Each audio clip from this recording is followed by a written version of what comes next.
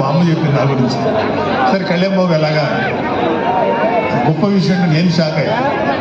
వాడు పుట్టినప్పుడు నాకు పెయిన్ అనేది కొంచెం కూడా తెలియదురా, అలాగా నాకు పెయిన్